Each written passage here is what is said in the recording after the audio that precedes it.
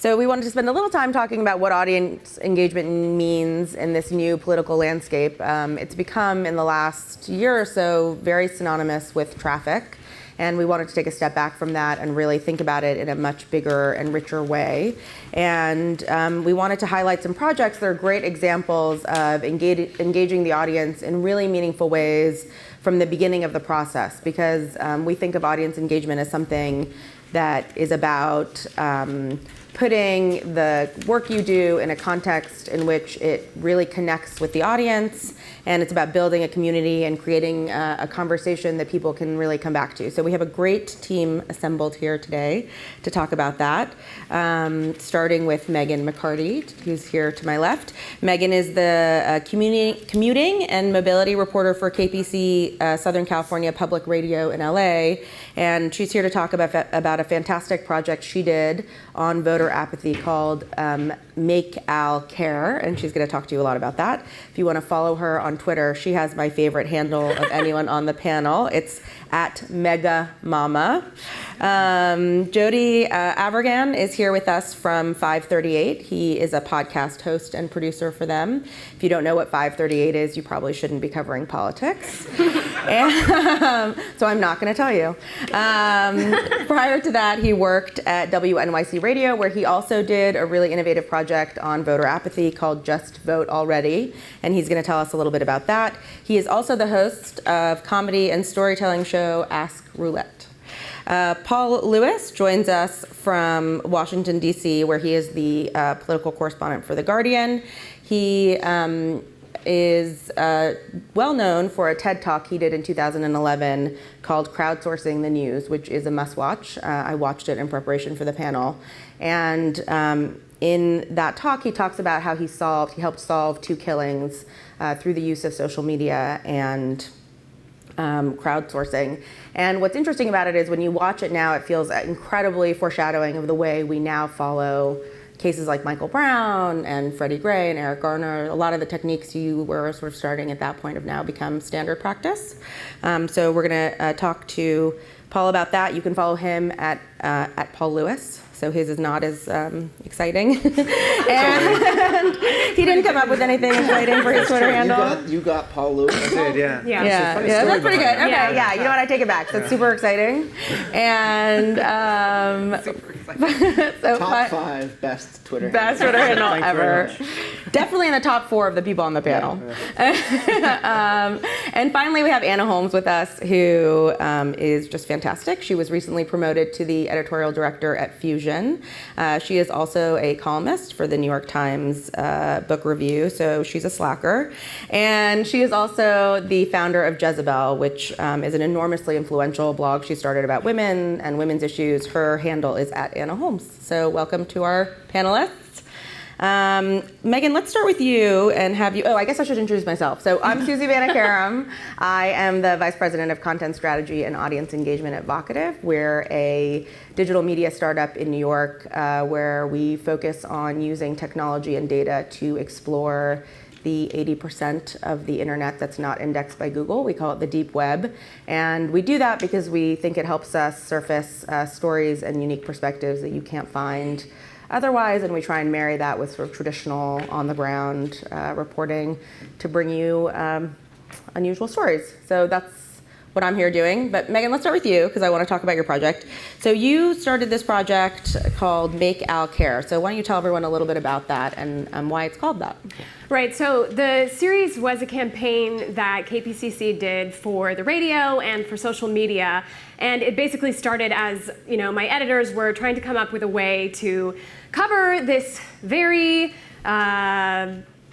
uninteresting city election that was coming up in March. It was a primary election. There were no major, the mayor wasn't being elected. It was city council, Board of Education seats, a charter amendment, things that are not super exciting to talk about on the radio. So they're kind of brainstorming, how can we, I know we want to have all of these resources for our listeners on our website, but what can we do on the radio to actually drive people to that? What kind of storytelling can we do around this, sort of dry election? And came up with an idea to just pick one person who was not going to vote, which is pretty much everybody in LA, since they have historically pretty low voter turnout, both in general elections and in city elections. So pick one person that was not going to vote and see if you can make them care about the election. So that was the general gist of it. So they brought me in at that point. I'm not a political reporter. I kind of have specialized in cultural reporting and kind of doing goofy ear candy for the radio. So they said, okay, Megan, give it your treatment, give it your kind of goofy treatment, and try and make Al care, make whoever you find care, make our listeners care about this election, which they otherwise would not care about. And so that kind of became the story that we wanted to focus on for the election. Was not an issue of like affordable housing or the candidates or anything. It was how can we make a public care about this election that does not care. So I started, looking for this person that I was going to focus on, and I'm just going to pull up our omnibus story here. So this is Al, who we ended up finding, but the story actually started before we found Al, and I started tweeting and making a radio piece about my search for Al. And I took my search to the streets. I went on social media. I went out to Trader Joe's parking lots and street corners, wearing a sign around my neck that said, don't care much about city politics, tell me about it, and just stood there with a microphone. So that was how the engagement started. It was like literal, like going out to the community. I knocked on doors in my apartment complex and in my neighborhood, trying to get people to talk to me about the election. Eventually, I found Al. We wanted to find somebody who was part of a number of demographics that voted the least in city elections, which was non-white renters under age 45. He was game to do this series with me. He was a chef and a partner at a restaurant in a district that had a really hotly contested city council seat. 14 candidates were running. So he was the perfect guy to follow through this. We branded the series Make Al Care. I started, tweeting videos, Vine videos, silly Vine videos in the run-up of me, with the sign on the street corner. And then once we found Al, I, shot some crazy videos with him. And then did a series of radio stories and asked our listeners and asked people on social media, why should Al care? And to give him their message, #MakeAlCare. So that was the theme of the radio series. It was, a simple message that we asked our listeners and asked our audience online. And then in the end, we collected all of the stories. There were about probably 5 or 6 stories that went online. There were a number of events that I just live tweeted and posted stuff on Instagram that didn't even have a radio component. Al ended up hosting a forum at his restaurant where people from the neighborhood and candidates could stop by. But we collected everything in this comic strip at the end to illustrate the whole process. And we got a lot of influencers in LA kind of jumping in on Twitter and on Facebook. Mayor Eric Garcetti made a video for Al, which he posted on Twitter. But it started a lot of conversations, and I got a lot of feedback, both in my harassing people on the street and on social media, from people saying, I voted only because I heard this series. The turnout still ended up being about 7%, so I didn't make that big of a difference. So when you thought about doing this particular series, what was the way in which you thought about approaching the audience, right? Not just in terms of engaging the community, in terms of finding Al, right. But what were you trying to do in terms of connecting with other people? I mean, by choosing one person, it was a really elegant way to kind of show, and because so few people do vote in these kinds of elections, Al was representative of, people who are in his demographic, but he was representative of a huge number of people in LA who might be engaged. They might vote in presidential elections, but they are not engaged in local politics. They don't see how it affects their lives.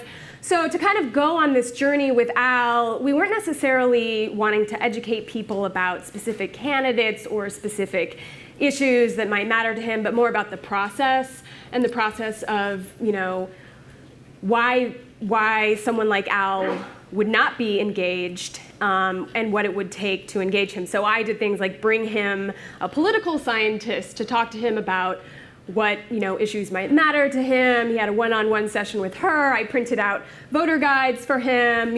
I helped him look up where his polling place was when he discovered that he was not registered at the right address. We figured out how he was going to vote provisionally, and then I drove him to candidate forums and stuff like that. And the other side of it was just to make the series engaging enough on the radio that people would actually want to talk about it and want to continue the conversation. So it wasn't really bogged down with a lot of wonky stuff. It was really a storytelling kind of vehicle, and I tried to make it funny. I used music and sound effects and kind of broke. I included myself in the narrative. Obviously, the series was called Make Somebody Do Something. So I was the actor doing the making somebody do something. So I was in the series, and yeah. Right. So I think one of the things that strikes me about that is that it's really easy in political reporting to sort of forget about storytelling, and that's what I love about that project, is that it's really about telling a story. I have a using that clip story if as a we lens. want. It's a short clip, just Okay. to give people a sense of what the series sounded like. Hopefully this works. Okay. Few times. So yes, you can call him Al, like the Paul Simon song. Did you say Paul Simon?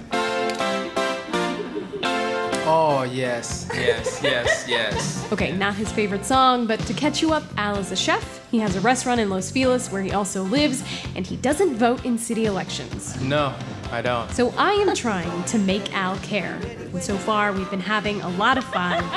But now it's time to get down to business. The election is fast approaching, so Al and I made plans to attend a debate with the city council candidates in his district. But when I got to the restaurant to pick him up, Al was MIA. I waited 20 minutes in the car. Finally, I texted him, "Did you get kidnapped?" Turns out, he kind of did. Hello? You know who that was, right? No. It was David Ryu, one of the 14 city council candidates. Oh, so that's why you were late? Yes, that's why. You were being waylaid by a candidate? Yes. So Many candidates. Many? Yeah. holy cow. Yeah. See, by now, a couple of these Make Al Care stories have aired, and the candidates have really picked up on it. They've been tweeting and making videos and apparently stopping by his restaurant. By the time we got to the debate, they were practically drooling over him. So where do you live in Los Feliz? I'm Steve, by We're the way. so lucky to have you in the fourth. Oh my god. No, I'm serious. I know he's famous. He made him famous. Great. Anna, did you have a question? Yeah, I wanted to know if the series was all leading up to whether Al was going to vote. Yeah. Like, was that like the kind of climax? Like, would he vote it or not? was the climax. We didn't want to call it Make Al Vote because I just thought that would attract a little too much, which I'm sure Jody will pick up on this thread, but I felt like Make Al Vote sounded a little too too strong arm. But yeah, that was the climax, and he did in fact vote. We had this kind of learning experience where he wasn't registered at the right address. He had to vote provisionally. He's a renter. He changed addresses. But yeah.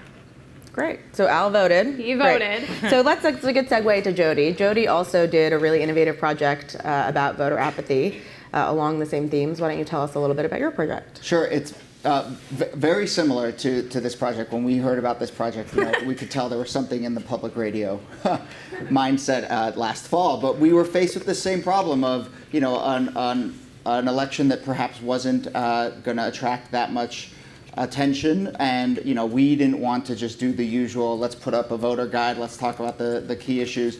So that was our sort of animating idea, and we also wanted to actually sort of push the line a little bit journalistically in terms of advocacy and see where we could land that still felt comfortable, that maybe pushed voters a little bit more.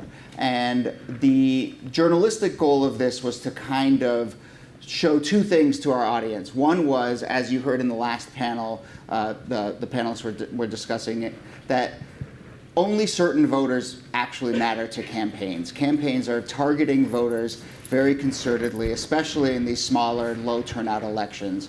So we wanted to really sort of lift the veil and say, here are the voters that actually matter, and then here is how they are being targeted. And the best way we hit upon doing that was by actually adopting the methods of a campaign and actually running a campaign of our own to get people to vote. So we picked a district using, we did some data analysis and found a district where there were a high concentration of registered non-voters. So these were people who had voted before, but had not voted in a couple cycles. And we knew that these were people who are important to campaigns. Campaigns like to target people who they know are engaged, but haven't been engaged. If you can motivate those people, and swing them in your direction, they're highly valuable.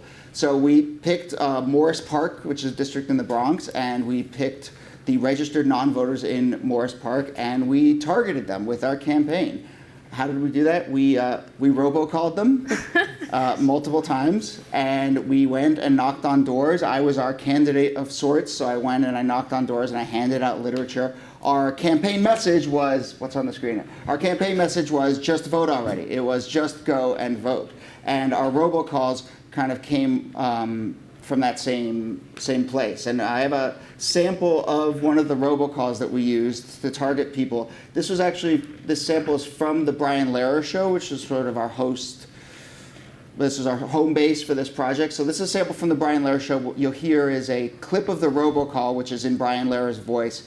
And then coming out of that, a little bit of analysis of the robocall from two campaign veterans, one Republican, one Democrat campaign operative, who were sort of our guides to the tricks that campaigns use throughout this process. So we brought them on to sort of grade, to teach us on the air and our listeners about campaign methods and to sort of grade our approach. So this is that moment. Hi, this is Brian Lehrer from WNYC Radio, and this isn't your usual robocall.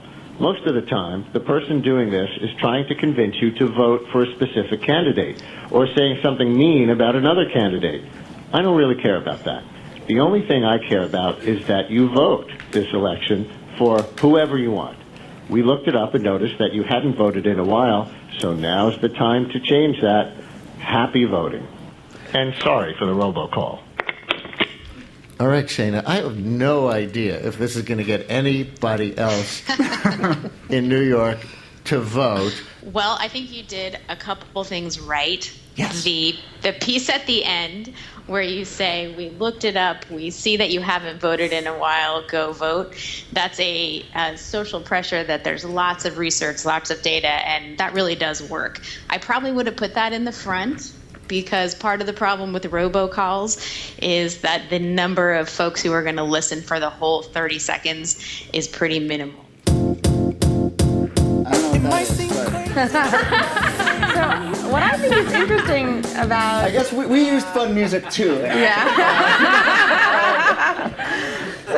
But what I think is interesting about that analysis is that I found that part to be slightly creepy, because I was like, what do you mean you looked me up and told me I didn't vote? You thought that was creepy. I mean, I then, this came up in the last segment too. I mean, it's like if we're still thinking that that's creepy. I mean, this is how data gets used by everyone. Right. But it's true. So if it's creepy to get a radio call from a public radio station, a robocall from a public radio station, if a day later I show up and knock on your door and say, hey, did you get our robocall? And I have a list in front of me and I say, I see that you voted 2 cycles ago, but you didn't vote in the last cycle, and we're trying to get you to vote, and that's why we've been robocalling you. Can I tell you where your polling station is? Do you know what, have you talked to your neighbors?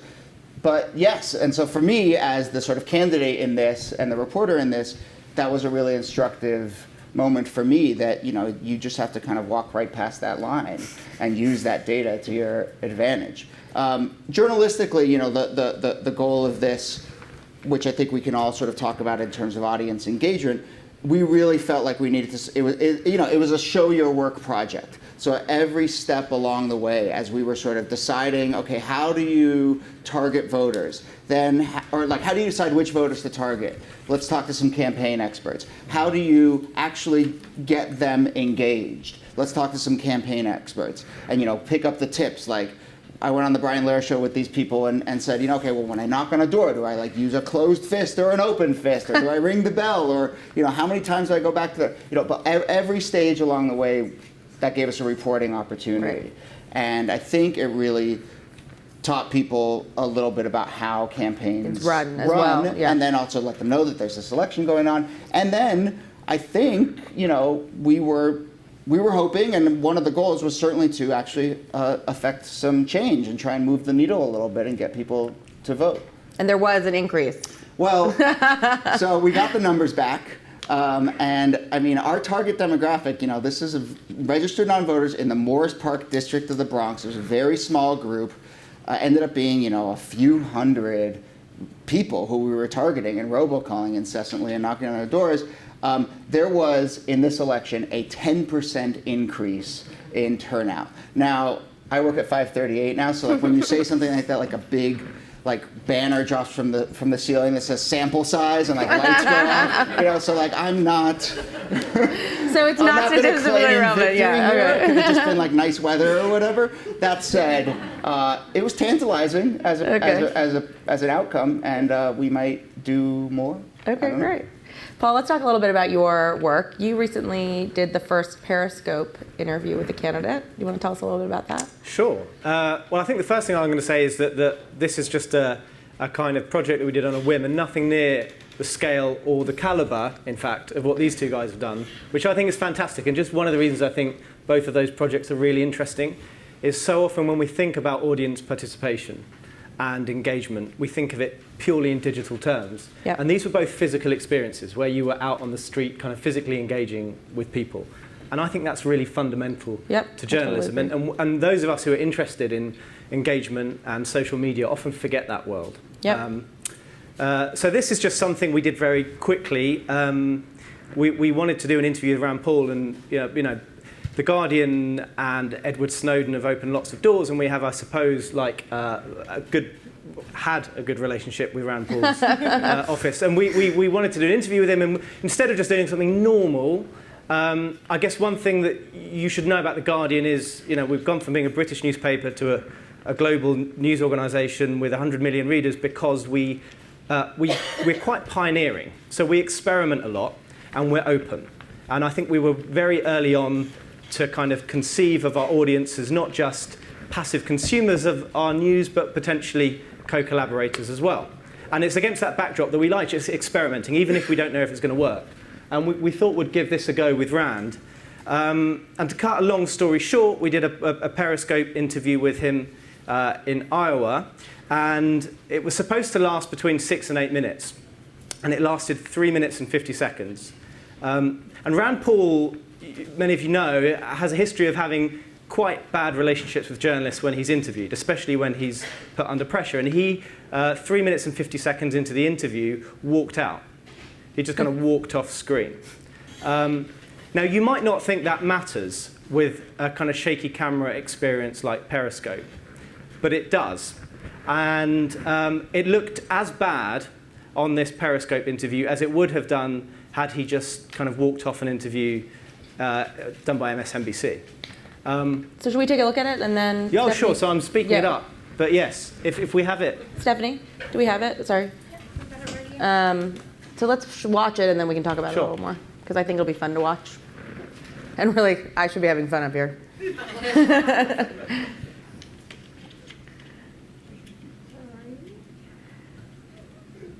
Do you know what?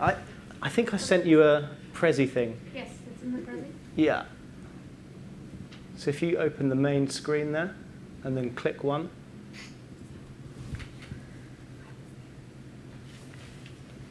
Whoa. I have a Whoa. third bill. Nice job. Let me answer the question. You complain, I don't answer the question. I haven't complained yet, have I, Senator? I'm giving you the specifics. So here's the thing is, we also have a civil forfeiture bill. We also have a voting rights restoration. I got time for one more. One more question, and sorry, we sometimes have to be a bit forceful, but when you stand for president, you get pressed on questions, and you understand that. Last question is about campaign strategy. You gave that speech in that hall, and you got a lot of enthusiastic response from people who care about criminal justice. Young people do, Democrats do, Liberals do. You're standing for the Republican nomination. All the research shows that Republicans, white Republicans, who are going to determine the outcome of this race, don't think that the criminal law is applied in an unfair way. So how are you going to win the nomination with this That's route? incorrect. I think your premise is incorrect. Actually, I think that I can take that message into a white evangelical church anywhere in Iowa and give exactly the same speech and be received well. Washington Post ABC poll last week said two and three. Sorry. Well, this is the specific answer. Oh. All right. Okay, so we We got that interview cut off. Maybe it was because I was about to push him on the specifics of... So yeah, the lights turned off then as well. But the one thing you can't see from that, because that's like a raw version of Periscope, and for those of you who've seen it work, you have constant interactivity. You have comments flashing up, right? And what my two takeaways from this were, well, first of all, the kind of Snapchat Rand Paul, the candidate who's supposedly kind of so tech savvy, didn't quite understand how this technology was going to work and didn't realize how this would look. And part of the reason he didn't realize how this would look is if there was another screen, you could see the response from users who were watching this.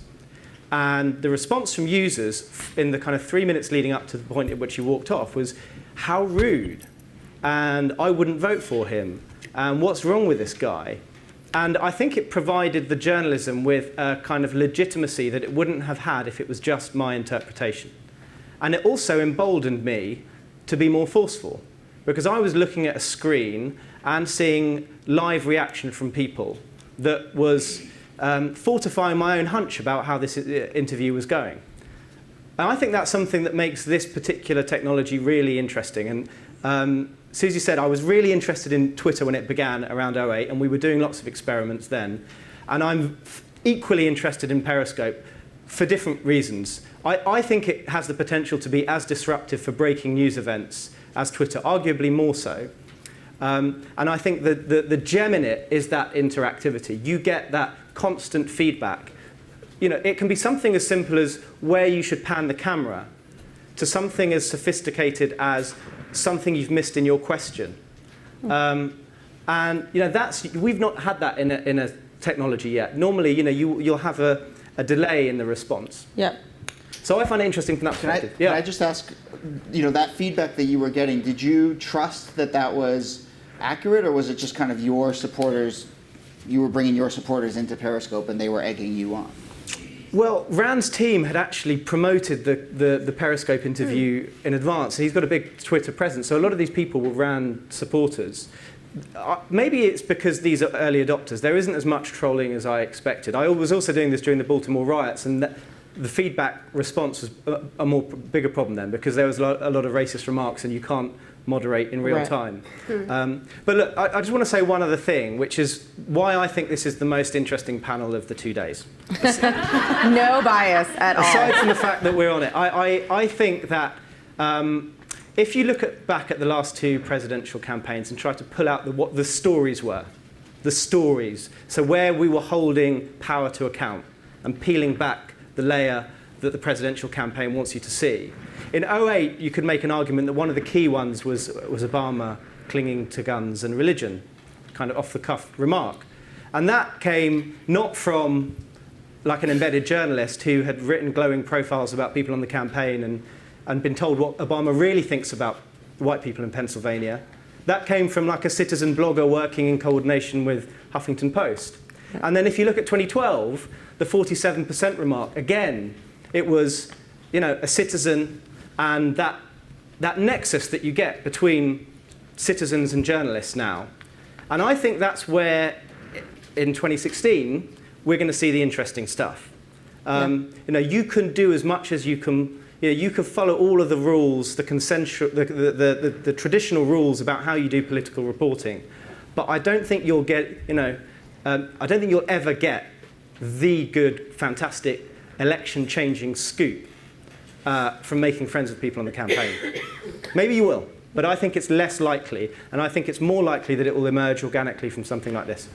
Yeah, I totally agree. I mean, I think one of the things you said, right, was at the beginning that you used to have a good relationship with the Rand Paul campaign. That's probably a pretty good sign, right, that you're doing your job, right? That they're not really happy with your interview. Yeah, but, you know, everyone has a different role, and you know, I do acknowledge and accept that part of the ecosystem has to be people who are just doing straight reporting. And it's difficult because, you know, you don't want to piss off a campaign if you're embedded with them. Right.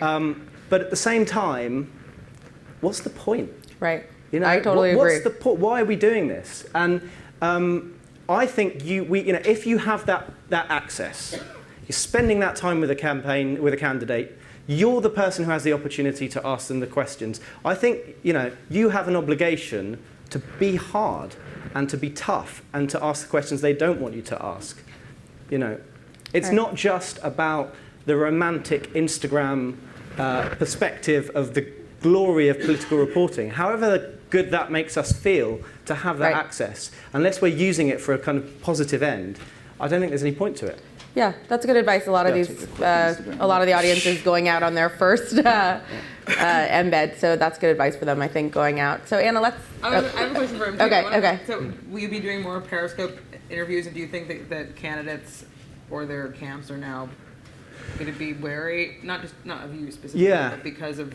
Well, I think yes, we will do more because why wouldn't you? And you know, if you have just a kind of instant moment with a candidate, you may as well Periscope it because you're killing more than one bird with one stone. But I think the more interesting question is, will other people, as in non-journalists? So often, we start using the technology journalistically, and then other people do the same.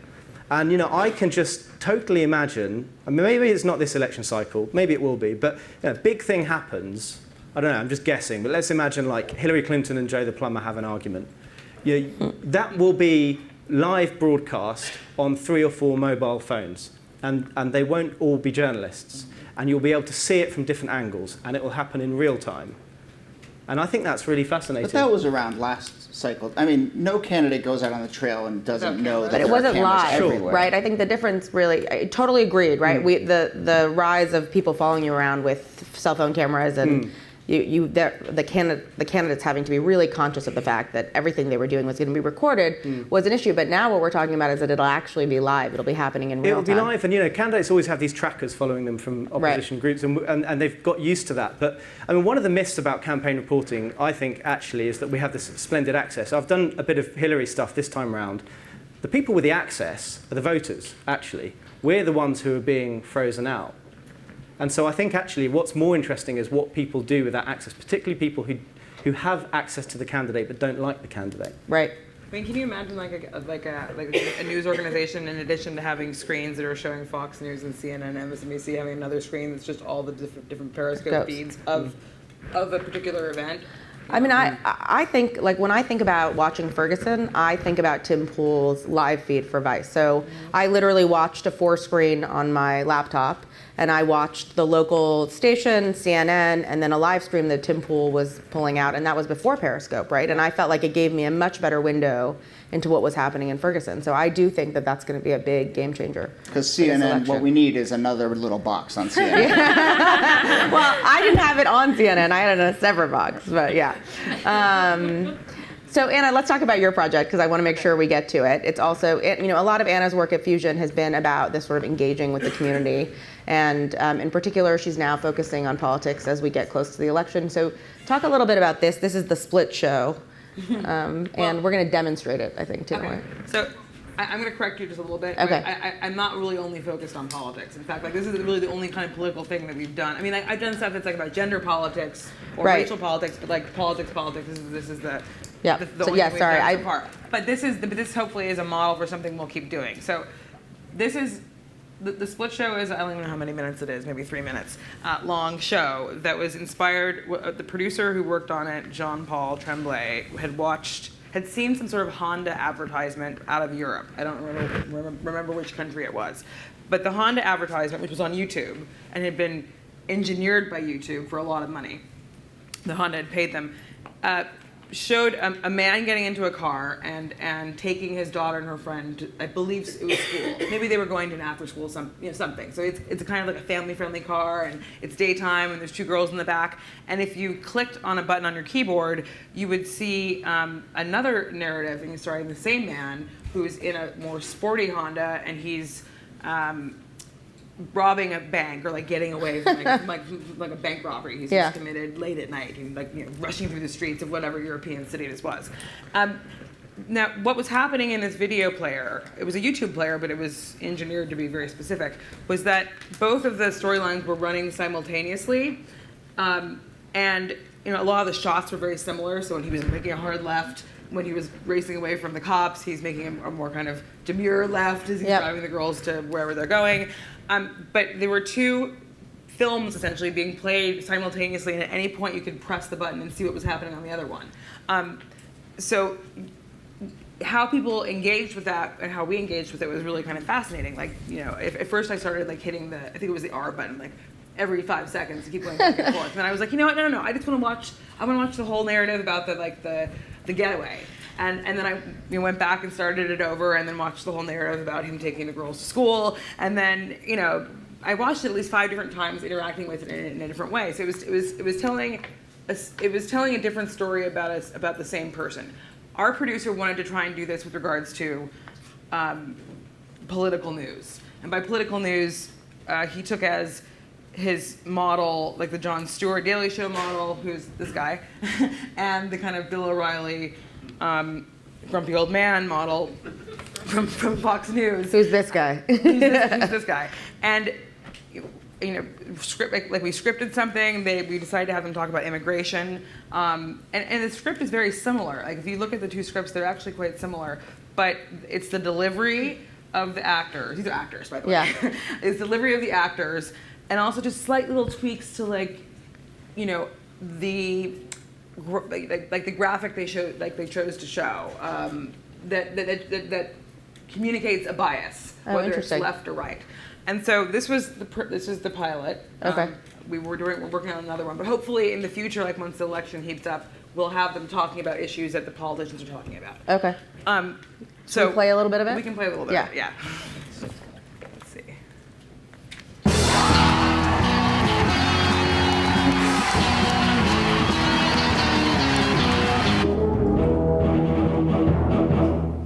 Welcome back to Freedom News. It's the biggest issue facing our country today, the one that will come to define the 2016 elections and have far-reaching implications for America and its standing in the... And yet, no one really knows what to do about it. The issue is undocumented immigration, and once again, it is coming to a head in Washington. Now, the U.S. has spent billions on raising fences, reinforcing walls, and implementing expensive gee-whiz toys like drones with GoPro cameras that fail to capture any quote-unquote illegals. Are actually capturing illegals as they sneak into Arizona under the cover of darkness. On the left side, so to speak, are progressives, who point out that undocumented workers are doing jobs few Americans want to do, toiling away without protections while simultaneously paying their fair share of taxes in the form of sales tax, yet receiving few, if any, entitlements. Now, yeah. Is it wrong to say we need to protect our American way of life from these sponges? I mean, it's not as if our ancestors founded this country to get us to this point.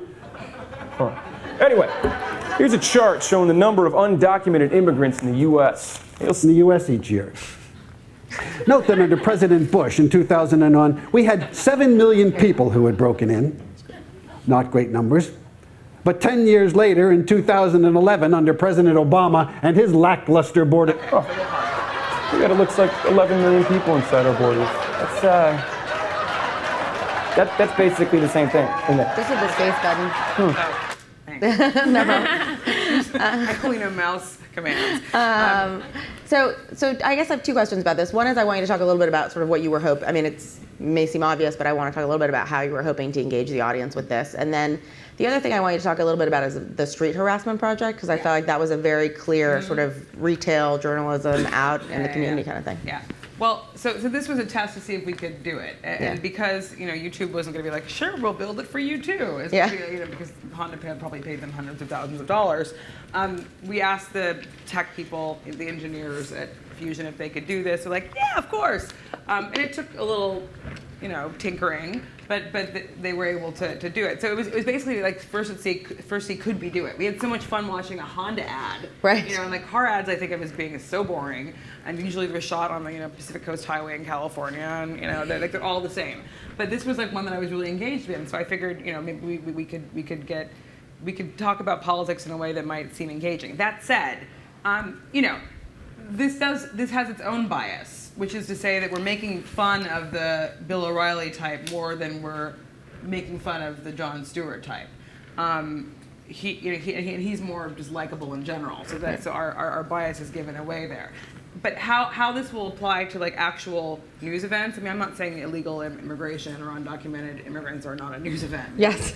But this was like this could run now. It could have run like it did 3 months ago. It could have been 6 months prior. It was very just general. But how we'll deal with specific things happening in the world as they happen, and how quickly it'll take us to turn that around. Hopefully, no more than 5 days. Will be interesting to see. So I guess I don't have an answer for you as to like how it's going to develop, because it might end up that what I think is going to take us 5 days to produce and cut will take 2 weeks, and by that point the story will feel old and we'll have to figure out a different way of doing it. But just to get the viewers and readers of Fusion, who are mostly younger than me, interested. Well, they're already interested in video, but to get them interacting with something, and that we can then see how they watch it, like when they click over, like how many seconds in, on average, are they clicking over to the other one, and like which of the two narratives are they spending the most time with.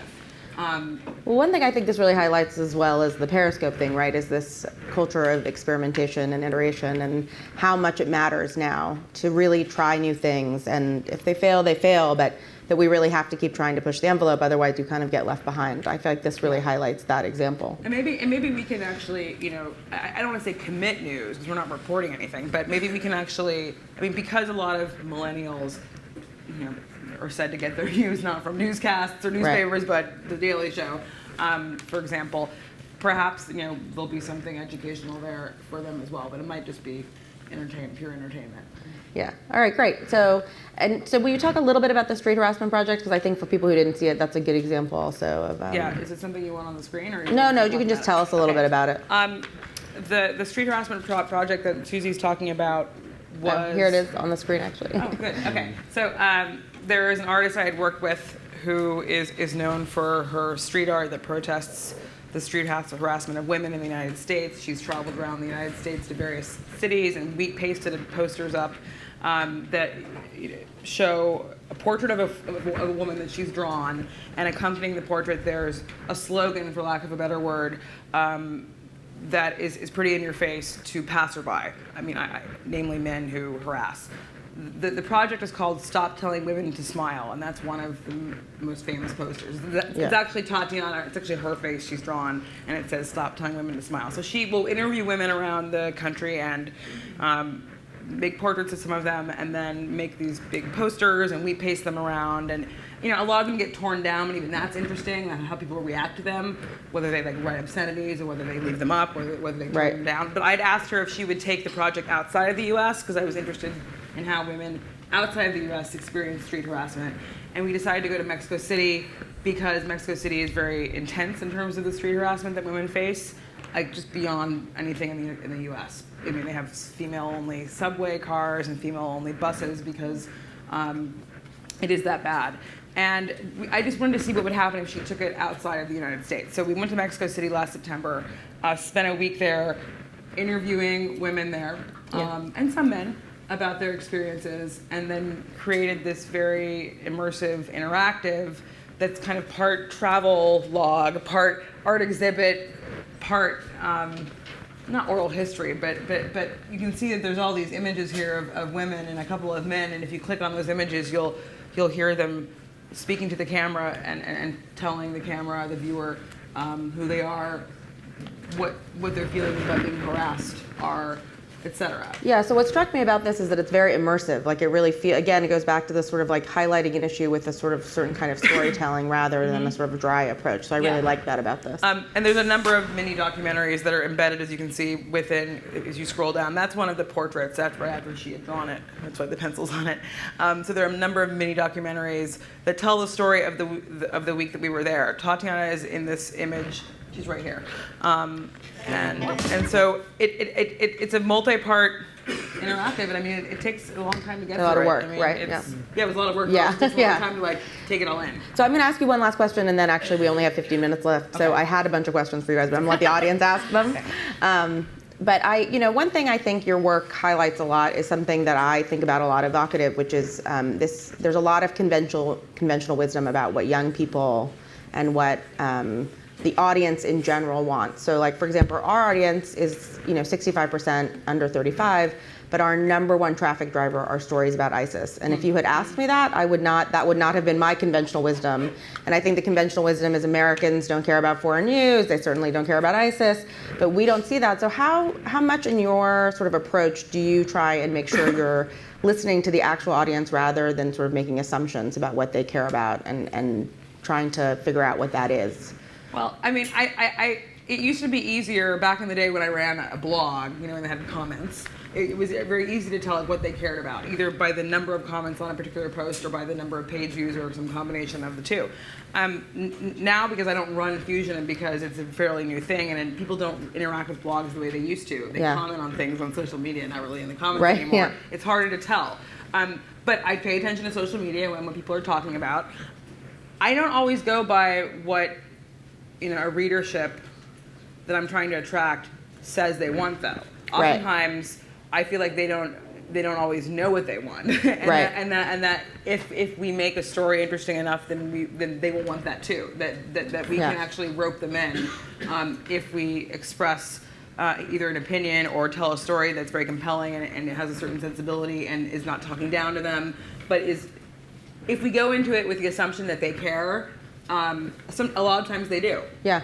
So I wouldn't want to just take. I'll put it this way: if I had just gone by what the readers wanted, let's say Jezebel, if I just gone by, let's say, metrics, like what posts got clicked on, the whole site would have just been pictures of celebrities and stories about sexual escapades gone awry. That's it. That's all it would have been.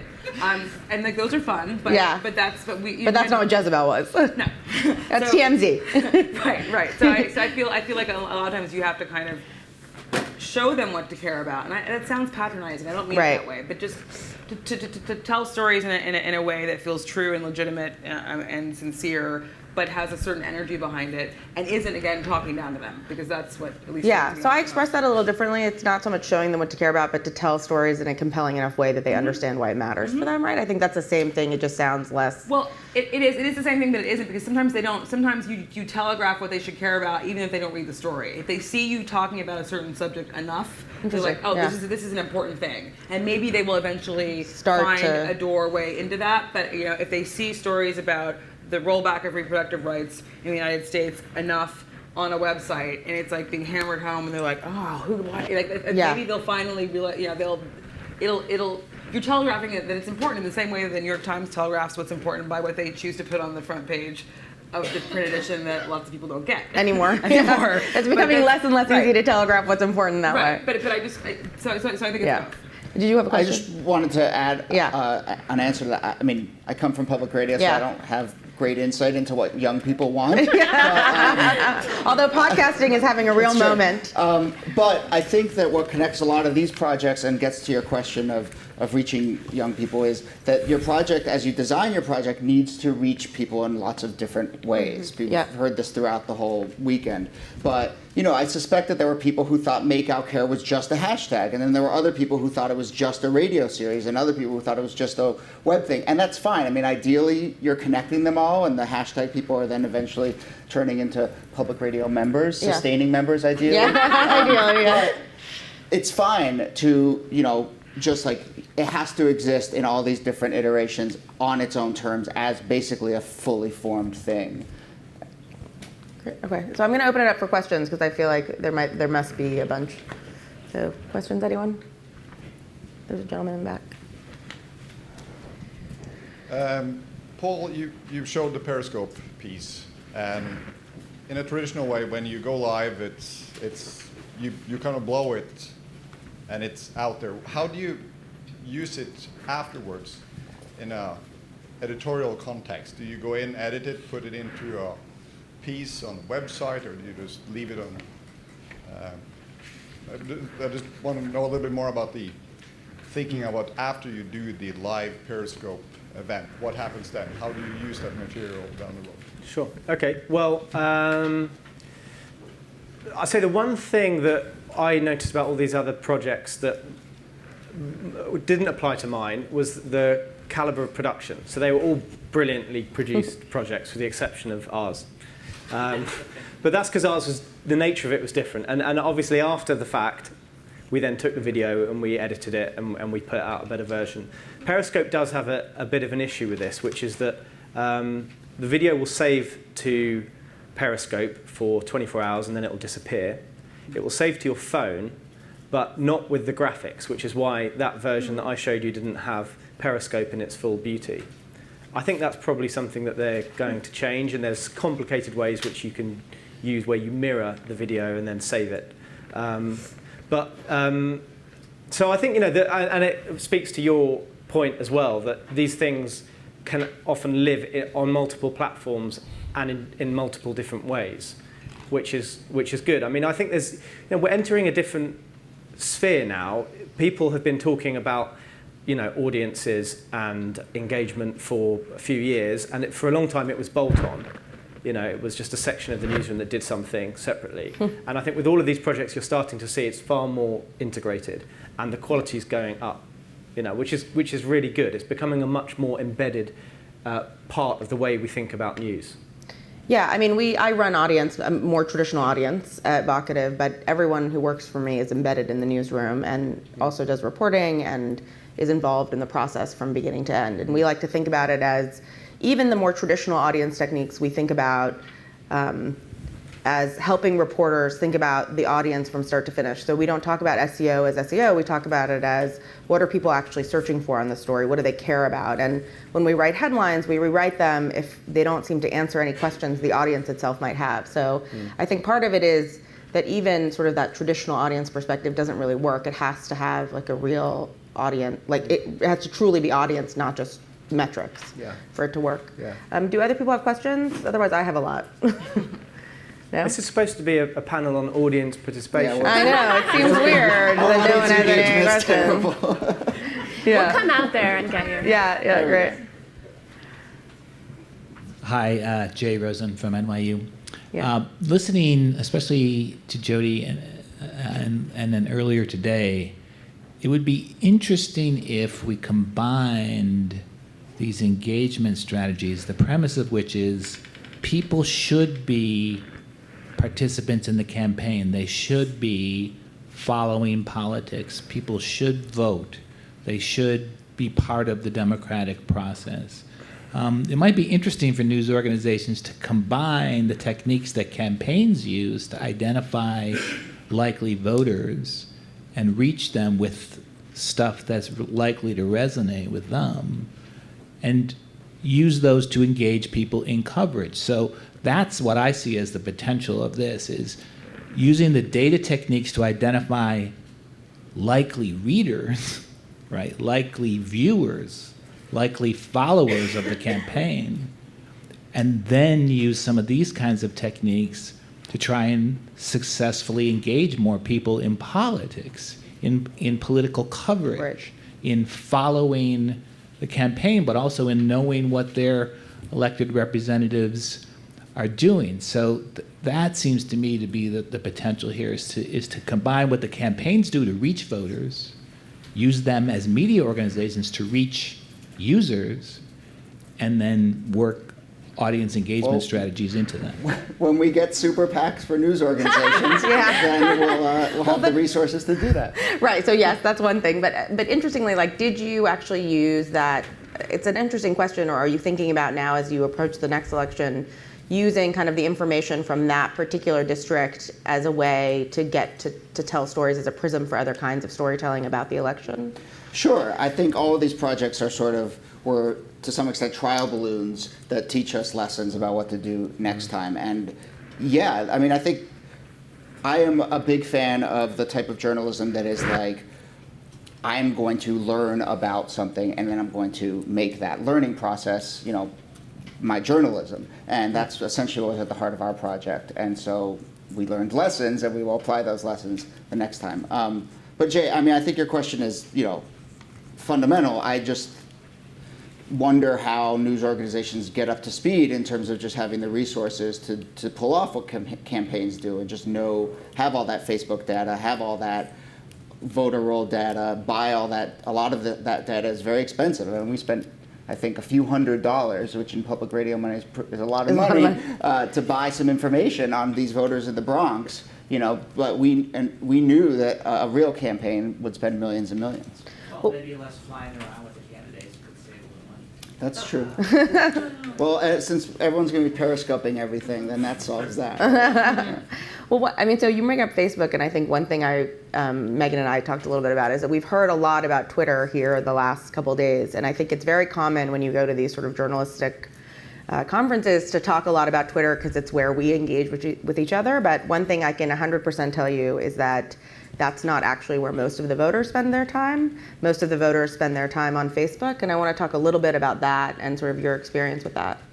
Yeah, I mean, we had a great response on Twitter. Obviously, the name of the series was a hashtag.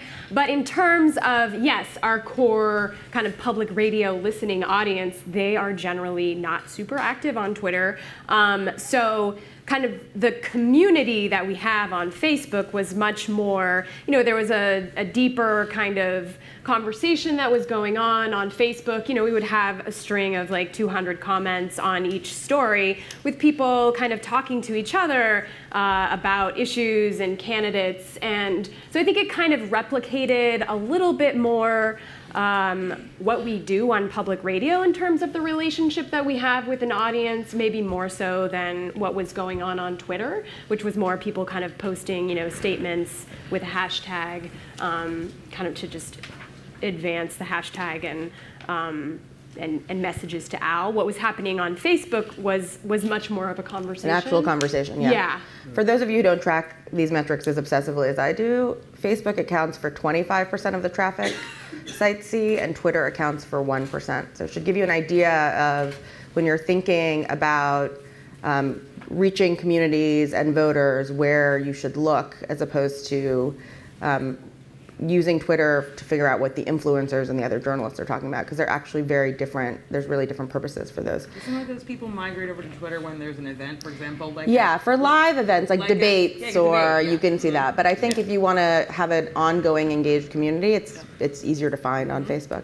One thing I want to ask you guys, Paul, this doesn't really apply to you, but the rest of you is there's sort of you're sneaking up to the line on advocacy journalism, and I think we had talked a little bit about this before you got here, so Jody and Megan and I, but you can participate on just sort of like whether or not that sort of hard line matters anymore, if that's something that we think about in the same way we used to. I think there used to be a real anxiety about that, and now it feels like to really participate in the process is an important part of journalism. So I don't know if you guys have thoughts about that. Jody, do you want to do that? Sure. That was the majority of our conversations around this project were about that line and where that line was and what was comfortable. For us, we bandied about some ideas and we went pretty far down the road of planning them and then said, whoa, I think maybe, at one point I wanted to just send people gift cards to coffee shops so that they could go take their neighbor out for coffee on us and convince them to vote. And just somehow actual hard cash entering the equation felt like a little much that does feel a little much for us. But we landed on something that did, we got a lot of flack from our listeners. Robocalling people from a public radio station there's a line that's behind that for sure. But at the heart of it was I felt like a pretty unassailable goal, which was to get people to vote, and so that was our. Did you feel you felt the same way? Yeah, I mean, we had maybe one or two comments from people on our website saying, "Oh, this is just what we need." NPR getting people to vote, that's not a problem of ethics or anything, but. For the most part, I would say the vast majority of comments that we had from people were actually on the other side of saying, oh, why don't you do this? I found out at a certain point that Al was not registered at the right address, and I had many people contact me afterward and say, why didn't you get him registered in time, to vote in his correct jurisdiction and not have to do this provisional thing? And I kind of wrestled with things like, should I be driving him to these events? Like, am I observing more than observing this particle too much? Yeah, I mean, I basically made him vote, and I again, like Jody, I felt like, okay, that's something I feel like if I'm going to come down on the side of advocacy journalism, like advocating for public engagement. I don't really have a problem with that.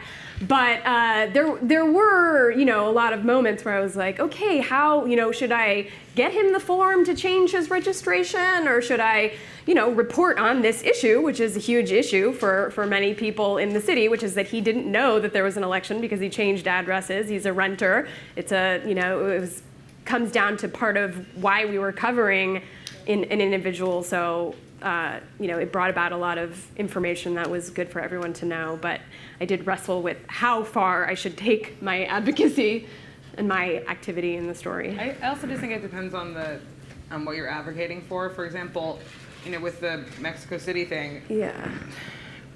I have no problem saying I'm against street harassment of people. Or It's defensible to encourage people to vote and be against sex harassment. And voting to me is also a kind of a brainer. I mean, you're not telling them to vote a certain way. Although I'm sure people were probably accusing you of that. Yeah. But yeah, it just depends. Like we're going to start a story about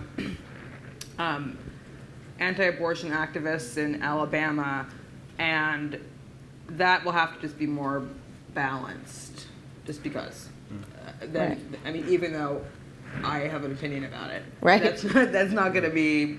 It's not going to hopefully not come. But you guys did that No Filter essay, right? The one that was about a woman. Yeah. And you should talk a little bit about that. That's almost us like pulling back in a Right. way, because she just told her story and we let her tell it. Right. As opposed to, we could go down to Alabama and talk about these anti-choice activists and only interview pro-choice activists saying how horrible the anti-choice activists are, right?